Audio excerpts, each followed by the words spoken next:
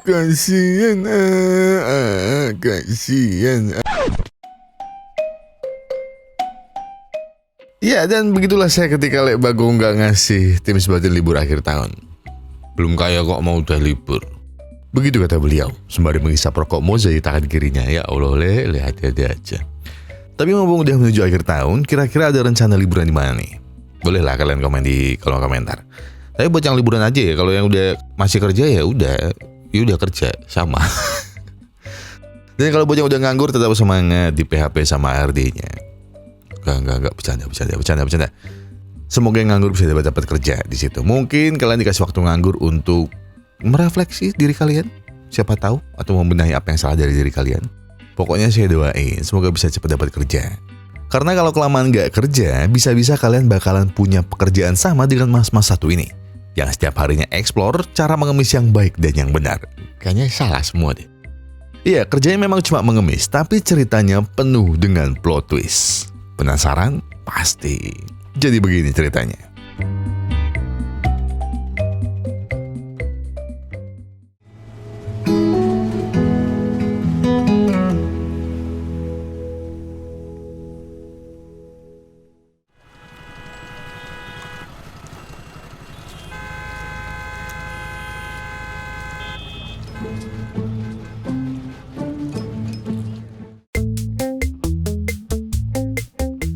Kavin, pengemis dengan pengalaman yang amat sangat cukup. Benar, Kavin sudah berkiprah di bidang ini selama puluhan tahun. Apa? Jenjang karir? Ngemis yang gak ada jenjang karirnya, itu kan cuma gitu-gitu aja. Tapi walaupun tidak ada jenjang karir, tapi Kavin selalu improve agar jadi pengemis yang lebih keren dibanding yang lain. Ini juga dia sebenarnya gak pincang kok. Loh, gak percaya kalian? Keng, coba kasih lihat.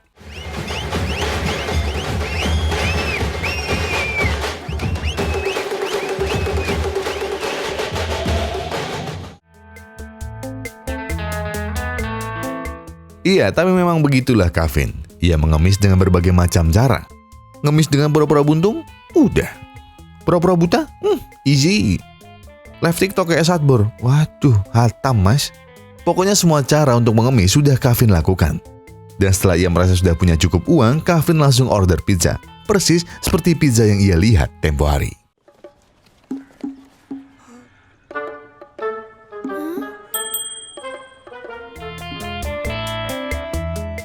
Sebagai orang yang berkarir di jalanan, karir Kavin bisa dibilang cukup mentereng. Penghasilannya tiap hari yang bisa melebihi kuli borongan tentu membuat Raju iri. Bagaimana bisa penghasilannya bisa lebih besar dibanding dirinya yang jualan buku dan pensil? Tak hanya Raju yang iri, orang-orang di sekitar rumah Kavin juga memprotesnya. Mereka susah-susah cari kerja, tapi Kavin hanya mengemis saja setiap harinya. Dengan nada santai, Kavin menjawabnya, "Kalian dari pagi sibuk ngemis-ngemis kerjaan di perusahaan. Kelakuan kerjanya emang ngemis. Apa bedanya?" Ucapan congkak yang tentu membuat emosi tetangganya naik dan ingin menghabisinya. Hari ini, Kavin juga menikmati jerih payahnya dengan nonton film di bioskop. Walau ia mengajak Raju, tapi Kavin tidak membelikan tiket untuknya. Raju mencap Kavin sebagai orang yang pelit dan arogan. Mendengar kata pelit, Kavin pun marah. Karena ia selama ini sudah membiayai Raju dan merawat Raju. Dia juga memberi Raju tempat tinggal. Padahal Raju tahu kalau Kavin hanyalah orang yang menyelamatkannya dari tempat sampah saat ia masih bayi. Yo, 10 ரூபா கேட்டதுக்கு ஏன் இவ்வளோ பேசுற? Tapi ya namanya juga ngemis, kadang ada apesnya. Persis seperti hari ini. Kavin hanya mendapat 1 rupiah setelah seharian berkeliling mengemis untuk sesuap nasi. Tapi berbeda dengan Raju, jualannya hari ini laku keras dan membuatnya bisa membeli makan enak hari itu. Kavin tadinya meminta belas kasihan dari Raju. Sayangnya Raju membahas kembali masalah tiket kemarin. Jadi tidak ada belas kasihku untukmu, wahai pengemis. Namun Tuhan masih berbaik hati pada Kavin. Sebuah truk tiba-tiba datang. Sopir truk itu lalu berbicara pada Kavin. Hari ini adalah hari ke-16 sejak bosku meninggal. Dan permintaan terakhirnya adalah memberi makan 25 orang duafa. Kita sudah dapat 24 orang dan masih kurang 1 orang lagi. Kalau kamu mau, bisa langsung naik aja di belakang. Sudah lapar dan tidak ada uang, lalu untuk apa Kavin menolaknya?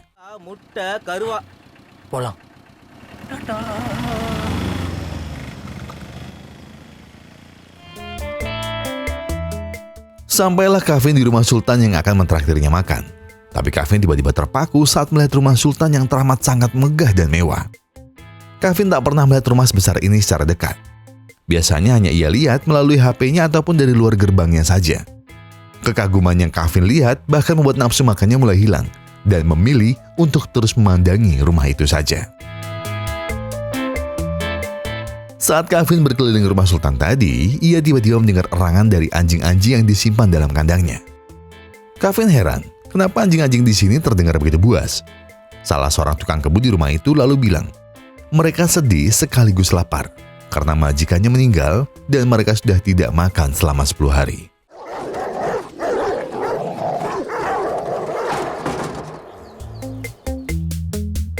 Raja yang mulai mencemaskan Kevin lalu menghubunginya melalui wartel terdekat. Kevin ternyata tak seperti pengemis lainnya yang bersantai di taman. Ia lebih memilih untuk masuk dan tiba-tiba ia tidak sengaja terkunci otomatis di dalamnya.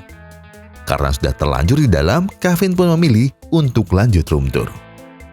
Kevin mengagumi seluruh isi rumah itu, mulai dari banyaknya tangga yang ada sampai akuarium super besar dengan isinya yang hanya satu ikan.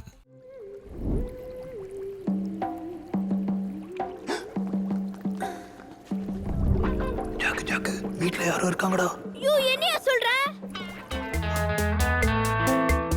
Raja yang mendengar kepanikan itu segera meminta Kevin untuk pulang saja. Tapi Kevin sudah pasti ngeyel dan terus menjelajahi seluruh isi rumah. Tapi saat ia berlari, tiba-tiba ada satu orang lagi yang ada di dalam rumah dan membuat Kevin harus segera bersembunyi di dalam pot tanaman. Kevin mulai merasa ketakutan dan tak sengaja menggoyangkan tanamannya. Beruntung, Om berkumis itu tak banyak curiga dan lanjut untuk nyantai menikmati pagi. Tapi yang aneh, saat wanita yang tadi dilihat oleh Kevin datang bawa kopi, Om berkumis ini marah-marah tidak jelas, tanpa digubris sedikit pun oleh wanita itu. Saat mereka pergi, barulah Kevin bercerita pada Raju. Mungkin itu cuma konflik pasutri biasa. Raju masih terus memaksa Kevin untuk segera pergi dari sana. Tapi Kevin menolaknya, dan ia berencana untuk menginap di rumah itu selama 2 hari. Ya, hitung-hitung latihan jadi orang kaya.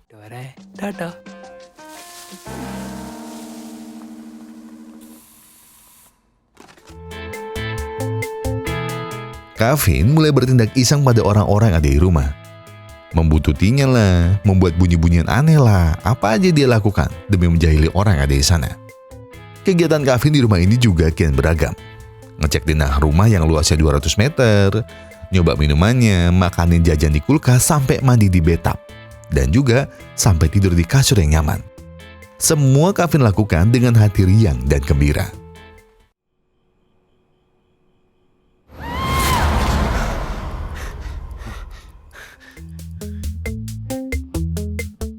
Kevin yang gabut pun memilih untuk ngemil wortel yang ada di kulkas. Tapi tiba-tiba ia mendengar suara musik dari ruangan lain.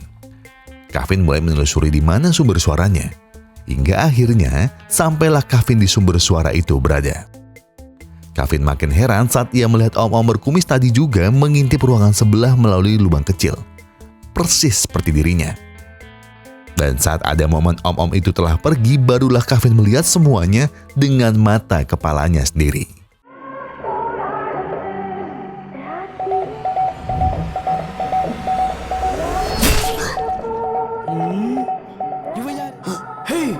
நான் பேசுறது உனக்கு கேக்குதா? ஏய் நில்லுடா. ஏய் எப்படி உள்ள வந்த? ஹே யாரா நீ? Wanita tadi bernama Jolie dan pria botak semampai ini bernama Hagan. Jolie terlihat panik karena ia tahu Kevin tadi sempat melihat dirinya saat menghabisi om-om berkumis yang ternyata bernama Hari. Dari obrolan Jolie dan Hagan, nampak mereka berdua sedang mencari orang untuk sebuah pekerjaan. Namun karena Hagan tak kunjung mendapatkan orang yang tepat untuk tugas ini, Hagan pun terpaksa memilih Kevin. Dengan berbekal sebuah kapak, Hagan seakan-akan ingin menghabisi Kevin. Karena Hagan tahu kalau Kevin sudah sadar dan hanya sedang pura-pura pingsan saja.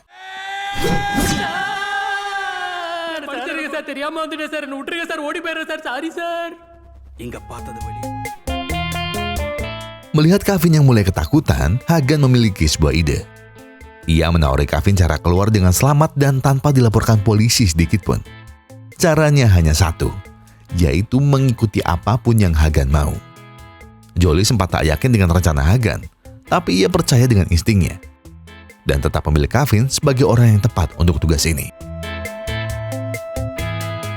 Hagan lalu menjelaskan, pemilik rumah ini adalah Chandra Bose, aktor terbaik yang pernah ada dalam sejarah India. Berbagai peran dalam film sudah ia mainkan. Chandra Bose memiliki seorang anak perempuan dan memiliki seorang cucu. Orang-orang pasti berpikir kalau warisannya akan jatuh ke tangan mereka berdua. Tapi sayangnya tidak, karena Chandra Bose masih memiliki satu anak lagi dari hubungan terlarangnya. Anak itu sejak lahir sudah dititipkan ke panti asuhan. Dan Chandra Bose sudah menuliskan dalam surat wasiatnya kalau 99% harta kekayaannya akan jatuh ke tangan anak itu. Dan tugas Kevin adalah berpura-pura seakan-akan dialah anak dari hubungan terlarang Chandra Bose. Di momen itu juga Kevin akhirnya sadar kalau Hari yang ia lihat selama di rumah itu adalah setan. Karena Hagan dan Jolie sama sekali tak dapat melihatnya.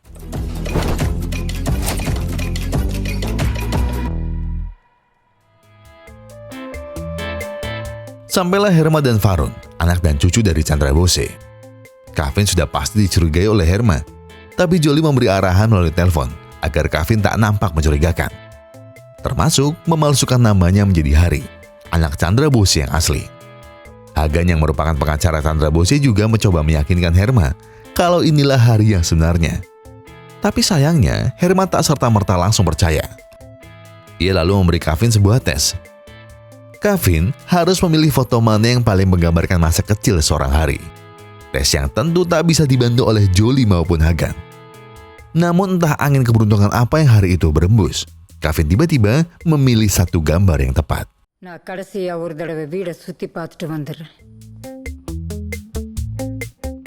Harun pun menandatangani pemindahan kepemilikan rumah ini. Tapi di sana Hari terus marah-marah dan tak terima kalau warisannya ini diberikan kepada Kevin.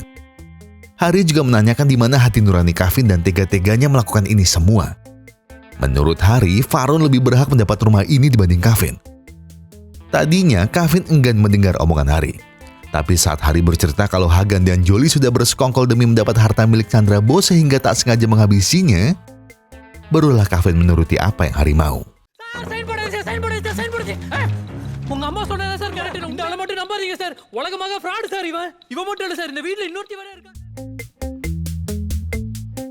Sayangnya, kejujuran yang Kevin tunjukkan hasilnya tak sesuai dengan harapannya.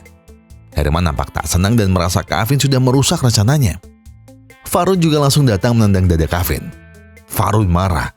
Ia mati-matian menjual rumah ini untuk membayar hutangnya. Tapi Kevin malah mengacaukannya. Baik Farun maupun ibunya secara bergantian mengajar Kevin. Kejutan tak berhenti di situ saja. Ternyata Hagan dan Herman telah bekerja sama demi bisa mendapat warisan lebih. Mereka sengaja mengetes Kevin demi bisa lancar dalam tugasnya untuk berpura-pura menjadi anak seorang Chandra Bose. Tapi walaupun begitu, Hagan tak percaya pada Kevin. Ia yakin kalau Kevin lah aktor yang tepat untuk berpura-pura menjadi anak Chandra Bose. Yang terpenting adalah Kevin tak perlu bertindak bodoh seperti itu lagi. Hagan akhirnya jujur kalau ahli waris Chandra Bose sejatinya tidak hanya Herma saja, tapi masih ada 3 ahli waris yang lain. Yang pertama Rudran, yang memiliki anak bernama Vikram dan memiliki seorang istri bernama Vasuda. Rudran sejatinya adalah pribadi yang diam dan tak banyak bicara. Tapi Vikram adalah seorang yang arogan dan teramat sangat pelit. Bahkan untuk memberi recehan pada pengemis saja, ia enggan melakukannya. Wih, pelit orang ini, kayak Daud ya. Yang kedua adalah Sunil. Walau sudah memiliki Manda sebagai istrinya, tapi Sunil tetap membawa sugar baby-nya yang bernama Ratu. Sunil bahkan selalu berharap kalau Manda bisa segera meninggal karena diabetes dan bisa hidup tenang bersama Ratu dan anaknya, Chotu. Ngawur wong iki. Ketiga, Radha dan Vasan. Yang menarik dari keluarga mereka adalah pria yang ada di kursi belakang, namanya Kumar. Anak Pak Vasan yang sejak kecil terobsesi menjadi aktor terkenal seperti kakeknya Chandra Bose. Tapi karir menjadi artis tentu tidak mudah, dan Kumar kerap dihina oleh banyak orang. Karena orang-orang merasa kalau Kumar takkan pernah sampai di level kakeknya. Namun, kakeknya memberi nasihat agar ia bisa menjadi diri sendiri dan tidak pernah menyerah. Mulai saat itulah Kumar terus mencoba segala peran yang pernah kakeknya mainkan. Ia hanya akan berganti peran saat alarm di jam HP-nya berbunyi. Dan tokoh yang ia mainkan hari ini adalah seorang pria buta. Yang ini aneh. Sebenarnya masih ada yang akan datang di pembagian warisan hari ini. Dia adalah saudara kembar dari Chandra Bose, alias paman dari 4 bersaudara tadi. Sayangnya telepon dari Hagan tak diangkat, jadi Hagan mengasumsikan kalau pamannya tidak akan datang pada acara hari itu.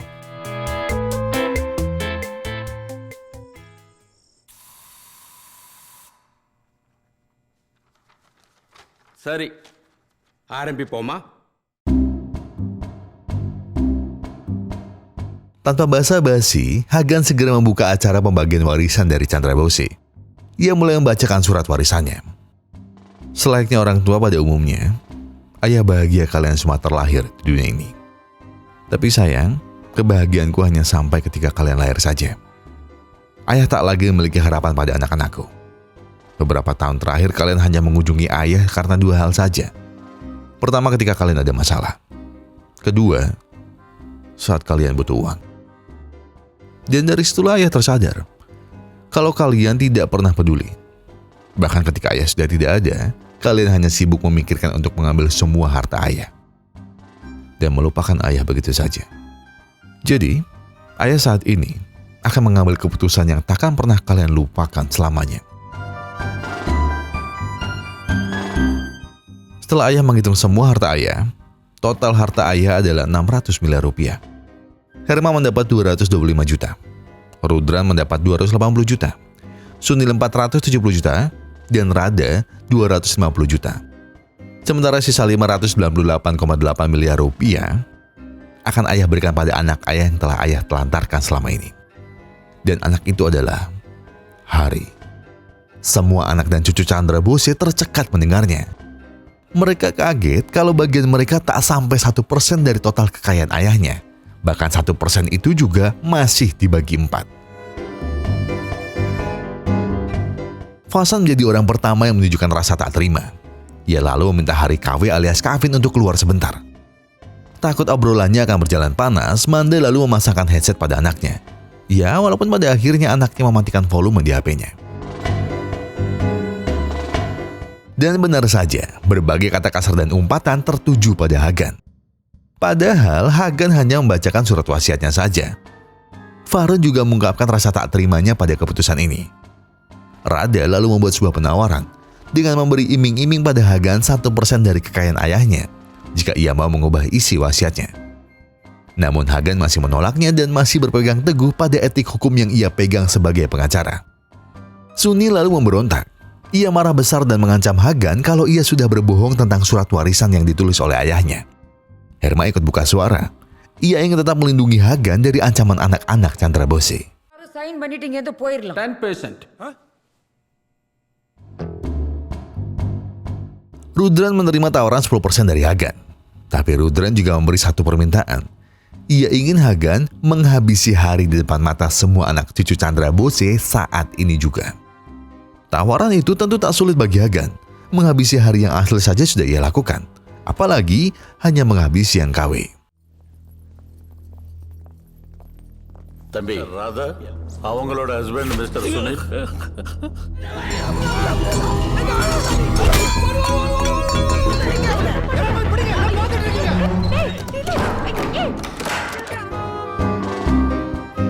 Sayangnya, Kavin kabur ke tempat yang tidak tepat. Di sana masih ada Kumar. Tapi Kumar yang terlalu mendalami peran pun tidak melakukan apa-apa sama sekali. Hingga akhirnya, hal buruk terjadi ketika alarm di jam Kumar berbunyi. அடுத்து என்ன கேரக்டர் தெரியலையே.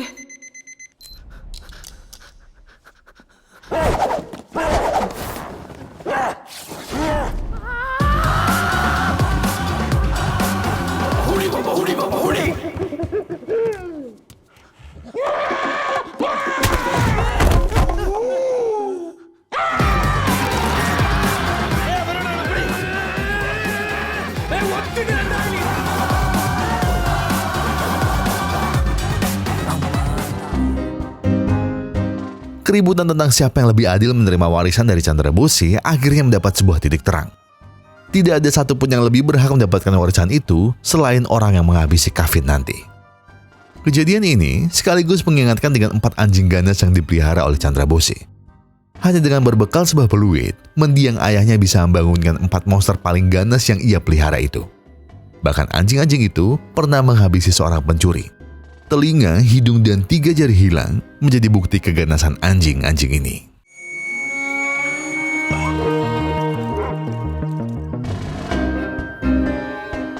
Rudran, Sunil, dan Vikram akhirnya memutuskan untuk melepaskan anjing-anjing itu dari kandangnya.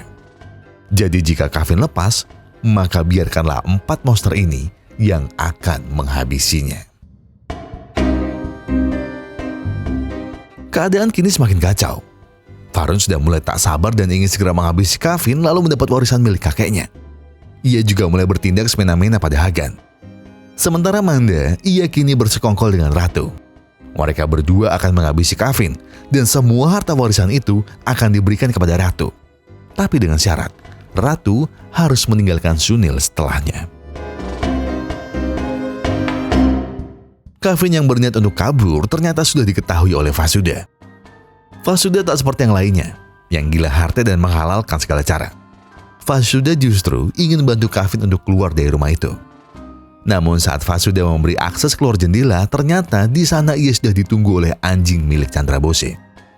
Merasa belum punya solusi atas masalah Kevin, Vasuda pun memilih untuk mengobati luka gigitan dari Kumar. Sembari mengobati, Vasuda bercerita kalau kakek Chandra Bose adalah seorang yang bijak. Dan salah satu kata-kata yang selalu Vasuda ingat adalah, kita harus membayar karma kita sendiri. Vasuda pernah berdosa besar dulu, dan ia merasa saat inilah waktu yang tepat bagi dirinya untuk membayar karmanya sendiri. Vasuda lalu menyimpulkan, kalau mungkin saja apa yang Kevin alami sekarang adalah karmanya di masa lalu. Tapi Kevin tak merasa melakukan dosa yang sebanding dengan ini. Ia memang menipu demi bisa mengemis, tapi itu tentu bukan karma yang cukup atas apa yang ia alami sekarang. Kevin lalu bercerita, ia mengemis bukan atas kemauannya. Orang tuanya meninggal saat usianya 4 tahun. Sekolah tidak bisa, saudara jauh pun tidak punya. Satu-satunya pilihan untuk mendapat uang adalah mengemis. Tadinya hariku ya biasa-biasa saja, hingga akhirnya aku bertemu dengan Kani.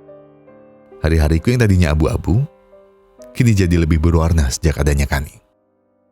Bahkan tujuanku masuk ke sini bukanlah menjadi orang kaya, tapi semua karena Kani. Ia pernah bermimpi untuk tinggal di rumah yang seperti ini. Jadi aku masuk ke sini dan selalu membayangkan jika aku dan Kani bisa tinggal di rumah ini.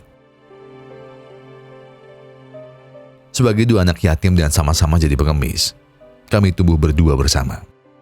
Hingga akhirnya menjadi dewasa, menikah, dan akhirnya Kani mulai hamil. Dan kita dikaruniai seorang anak laki-laki. Namun suatu hari tiba-tiba Kani meninggal. Hariku tak lagi sama setelah tak ada Kani. Mungkin kepergian orang tuaku tak menyadarkanku apapun. Tapi kepergian Kani berbeda. Ia menyadarkanku banyak hal. Termasuk tidak ada yang abadi dalam hidup orang miskin sepertiku. Maka dari itu, aku tak pernah mengaku pada Raju kalau aku adalah ayahnya. Bukannya aku jahat. Aku hanya tak ingin saat aku tiba-tiba meninggal, Raju merasakan apa yang kurasakan dulu. Aku selalu berpikir kapan saja aku mati. Tapi aku hanya takut mati sebelum beritahu Raju kalau aku adalah ayahnya. Setelah mendengar itu, Vasuda pun memberitahu satu jalan aman yang bisa Kevin gunakan untuk keluar dari sini. Vasuda lalu masukkan Kevin ke dalam rak pengantar makanan. Ia menjelaskan rute mana yang akan mereka gunakan. Rute yang paling aman untuk melewati 4 anjing penjaga dan keturunan Chandra Bose yang lain hanya satu, yaitu menggunakan mobil yang ada di garasinya. Namun tentu tak mungkin mereka bisa keluar memakai mobil itu tanpa membuat keributan lainnya. Jadi Vasuda langsung buat keributan dengan memecahkan lampu ruangan yang sangat mewah itu.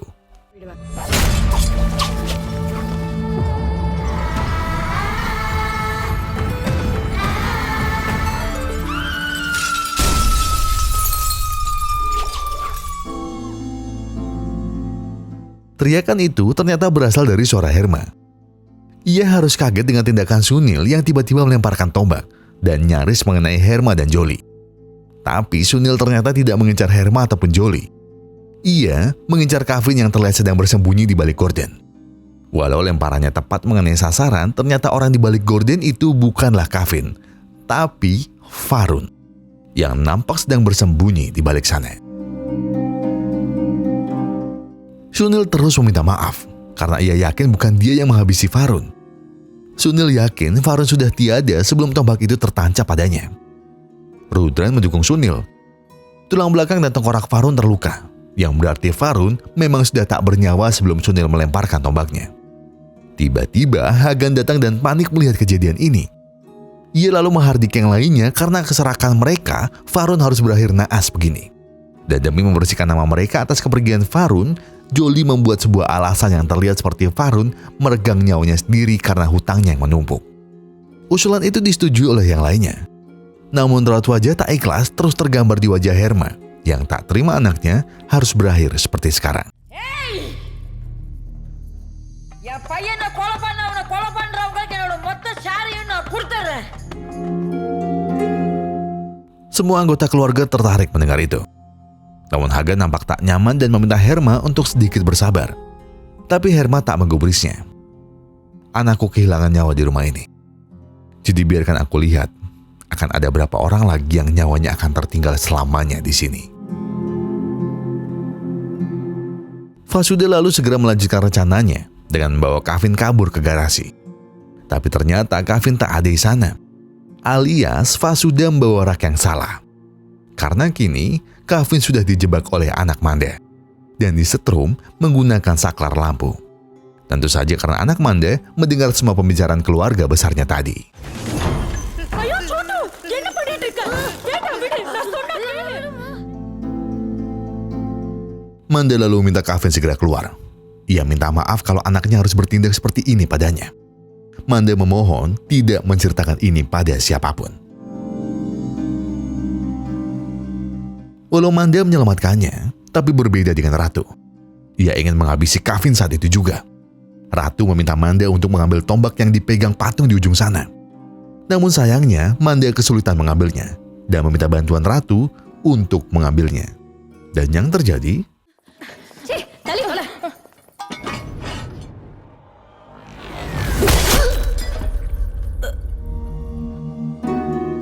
Sunil terkejut setengah mati melihatnya.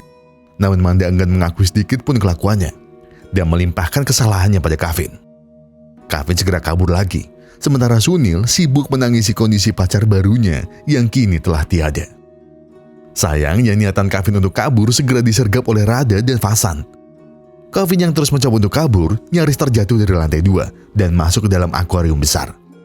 Tapi ternyata tak hanya Vasan dan Rada yang memburunya. Kumar juga tak ingin kalah saing. Berperan layaknya film Orpan, ia siap berjibaku mengganggu ayah ibunya demi mendapat warisan harta dari kakeknya.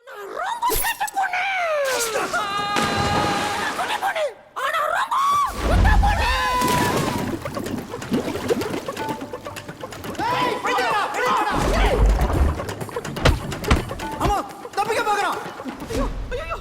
ஏய் நில்றா. Baru saja berpikir akan selamat, tiba-tiba Vikram sudah menunggu di depannya dan menghabisi Kevin hanya dalam sekali pukul.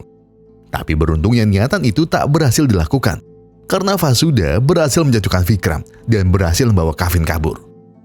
Sesampainya di garasi, Kevin segera membuka pintu garasinya. Sementara Vasuda membuka cover mobil milik kakeknya. Tapi saat melihat mobil hitam mewah milik Chandra Bose, Kevin terdiam. Bukan terkagum dengan mobilnya, tapi Kevin teringat sesuatu. Ia lalu bertanya pada Vasuda, dosa apa yang Vasuda lakukan di masa lalu? Vasuda tadinya enggan menjawab dan meminta Kevin untuk masuk dalam mobil. Tapi Kevin tak mau menyentuh mobil itu sebelum Vasuda menjawabnya. Dan dengan terpaksa, akhirnya Vasuda bilang, kalau dia dulu pernah menabrak orang pada malam hari menggunakan mobil ini. Dan disitulah Kevin semakin yakin kalau mobil hitam ini yang dulu menabrak Kani, istrinya. Malam itu, Kani memang sedang menceritakan mimpi-mimpinya saat hidup bersama Kevin. Tapi tiba-tiba sebuah mobil menabraknya. Dan Vasuda adalah orang yang mengendarai mobil itu. Vasuda sebenarnya berniat untuk menolongnya. Tapi Vikram tak mengizinkannya. Bagi Vikram, menabrak gelandangan hingga meninggal tak akan berimpas apapun dalam hidup mereka. Jadi Vikramlah orang yang memaksa untuk segera kabur dan membiarkan Kani tidak terselamatkan.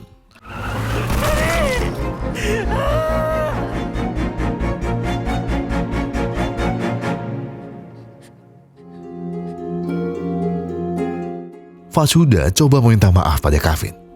Tapi Kavin tahu kalau itu semua tidak akan membuat Kani kembali hidup lagi. Kavin kini tak lagi peduli pada hidupnya.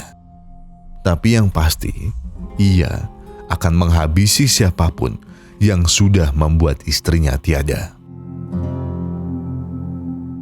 Saat anggota keluarga Chandra Bose yang lain sudah berkumpul, disitulah pandangan Kavin langsung tertuju pada Vikram.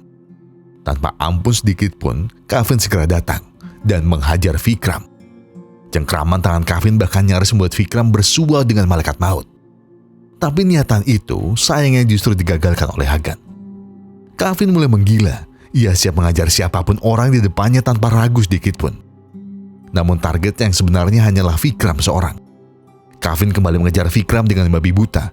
Sekalipun ia diganggu oleh Vasan, ia tak peduli dan kembali mengajar Vikram. Melihat Vikram berlari ke rumah sakit lagi, Kavin segera mengejarnya. Dengan berbekal sebuah bor, Kavin berjalan dengan penuh emosi. Ia menghabisi Vikram dan membuatnya merasakan kesakitan macam apa yang dulu pernah Kani rasakan. Ia tak lagi peduli dengan apapun yang ada di depannya. Yang ia pedulikan hanyalah kematian Vikram.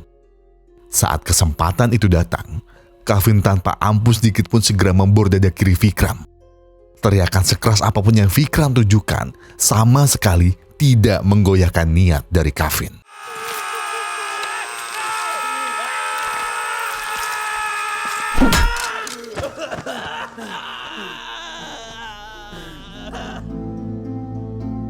Saat Kavin berniat untuk mengejar Vikram lagi, niatan itu dihentikan oleh Rudran. Rudran lalu bilang, saat kita masih berusia 10 tahun, kita pernah menghabisi orang dan tak pernah merasa takut sama sekali. Kenapa sekarang kita justru mundur sebagai seorang pecundang? Dari dulu yang kita takuti hanyalah ayah. Sekarang ayah sudah tiada. Jadi seharusnya kita tak perlu takut lagi untuk menghabisi orang asing ini. Kavin kali ini dihajar, dilempari barang-barang, disakiti, dilukai, apapun itu dilakukan hanya agar Kavin kehilangan nyawanya. Di nafas-nafas terakhirnya, Kavin kembali mengingat momen terakhirnya bersama Kani dan Raju. Tapi setidaknya, Kavin bisa segera menyusul Kani. Dan iya, misi itu memang berhasil sepenuhnya. Tapi kematian Kavin tak lantas menyelesaikan masalah yang ada. Mereka masih berdebat tentang serangan siapa yang benar-benar membuat Kavin menghembuskan nafas terakhirnya. Namun seorang tamu tiba-tiba datang. Chitapava. Kedatangan sang paman tentu membuat mereka semua panik. Dan tujuan pamannya datang ke sana untuk merayakan ulang tahun anaknya yang bernama Sidrat. Vasan, Manda, dan Vikram segera bergegas untuk memindahkan tubuh Kavin ke dalam tanaman yang ada di dalam rumah. Pamannya nampak tak mencurigai apapun. Lalu menghidupkan lilin kue di ulang tahun milik Siddharth. Tapi Siddharth sejatinya sudah meninggal sejak lama. Dan pamannya memang selalu merayakan ulang tahun mendiang anaknya di tempat terakhir kali anaknya hidup. Pamannya ternyata tak berniat untuk langsung pulang. Ia lalu mengumpulkan semua keponakannya untuk berjejer di depannya. Pamannya lalu bilang, beberapa hari sebelum kematian ayah kalian berpesan padaku untuk datang ke rumah ini dan memastikan kalian semua membagikan warisannya sesuai apa yang kutuliskan dalam wasiatku. Tapi sejatinya, paman tak begitu peduli dengan itu. Yang ia pedulikan hanya satu. Kalau keempat keponakannya tak pernah suka ada orang asing masuk dan tinggal di rumah ini. Termasuk Siddharth. Ia dulu kutitipkan di sini hanya agar Siddharth tak terus bersedih karena kepergian ibunya. Ia sempat bercerita melalui telepon tentang kelakuan kalian semua. Tapi tak lama setelah Siddharth telepon, paman mendapat kabar kalau Siddharth telah meninggal di hari ulang tahunnya. Karena itulah, aku memutuskan untuk memasang kamera pengintai di setiap sudut rumah ini. Semua keponakannya tentu kaget mendengarnya. Terlebih lagi saat tahu kalau kameranya disembunyikan di pewangi ruangan yang terpasang di mana-mana. Pamannya lalu membuka tablet miliknya dan menunjukkan rekaman kalau Farun bukan dihabisi oleh Sunil, tapi Hagan lah yang menghabisinya. Dan yang menghabisi Ratu bukanlah Kavin, tapi Mandi yang melakukannya dengan kesadaran penuh. Tak hanya sampai di situ saja. Pamannya juga tahu kalau mereka telah menghabisi pengemis yang datang ke rumah ini dan menaruhnya ke dalam tanaman itu. Dia bukanlah anak Chandra Bose yang asli. Karena hari yang asli sudah dihabisi oleh Hagan 2 hari yang lalu. Jadi kalian semalaman ini sibuk kesana kemari hanya untuk menghabisi pengemis saja.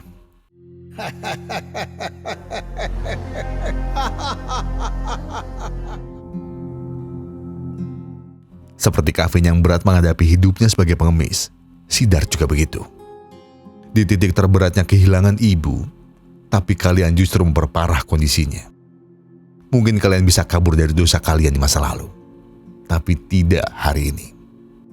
Pamannya meminta Hagan untuk keluar, karena ini adalah urusan keluarga besar Chandra Bose. Tapi Hagan keberatan, dan justru menganggap urusan Tuan Chandra Bose sama juga dengan urusannya, karena ialah pengacaranya selama ini. Dan jika pamannya mengganggu rencana Hagan, maka Hagan akan menghabisinya saat ini juga.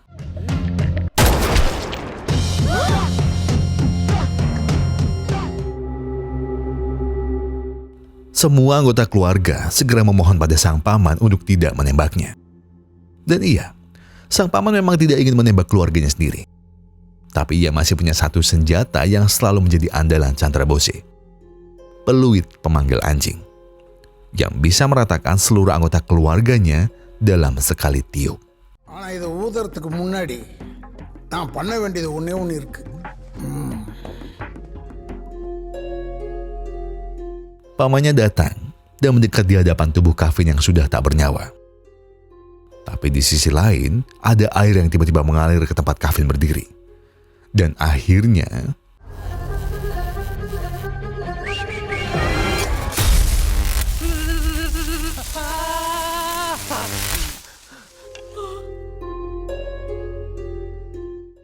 Paman dan Kavin sama-sama terjatuh. Tapi untungnya Kavin tak sampai pingsan dan masih bisa diajak bicara. Tanpa basa-basi, Rudran langsung mengancam Kavin dan ingin menghabisinya saat itu juga. Tapi Kavin tak semudah itu ditaklukkan.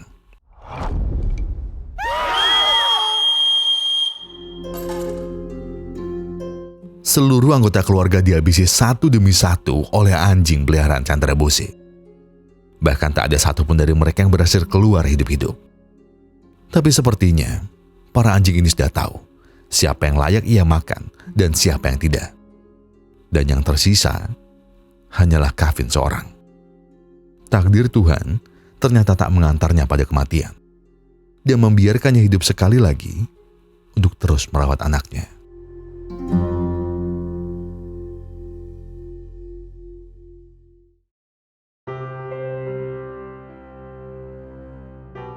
Kavin kini kembali hidup bersama dengan Raju. Ia tak hanya kembali dengan tangan kosong. Ia kini mendapat pekerjaan sebagai seorang satpam dan juga berhasil membawa seluruh harta milik Chandra Bose. Itu semua terjadi karena dokumen terakhir yang Hagan pegang tertanda tangan sebagai Hari. Sementara yang orang tahu, Kavin adalah sosok Hari yang sebenarnya. Namun, Kavin tak lantas membawa semua uangnya dan hidup kaya raya. Ia memilih untuk mengambil sedikit uangnya untuk membelikan kue ulang tahun anaknya. Memang terdengar tidak mewah, apalagi dengan harta Kavin yang sangat banyak. Tapi hanya satu yang Kavin ingin. Ia tak ingin Raju tumbuh besar seperti keturunan Chandra Bose, yang rakus dan maruk atas harta dari orang tuanya. Harta dari orang yang bahkan saat beliau masih hidup, mereka tidak mempedulikannya sama sekali. Dan Kavin juga akhirnya mengaku pada Raju kalau dialah ayah Raju yang sebenarnya. Lalu dia menunjukkan fotonya saat bersama Kani.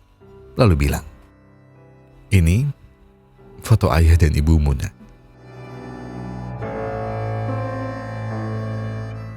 Menjadi orang tua memang tidak hanya sekedar memberi uang dan memberi makan. Mendidik adalah salah satu tugas utamanya. Chandra Bose memang berhasil memberi kemewahan pada anak-anaknya.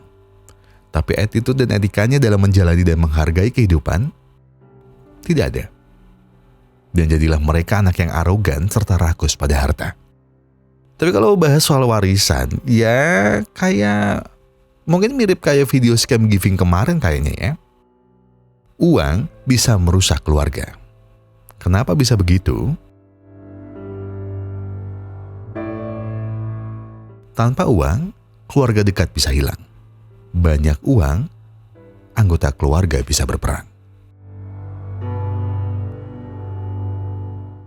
Saya Gogondan Sekedar Tempus Rabe Glory mengucapkan terima kasih. Terima kasih buat kalian yang sudah menonton video ini sampai habis. Terima kasih buat kalian yang sudah memberikan like. Terima kasih buat kalian yang sudah memberikan komentar. Terima kasih buat kalian yang sudah subscribe. Dan juga terima kasih buat kalian yang sudah memencet tombol thanks-nya.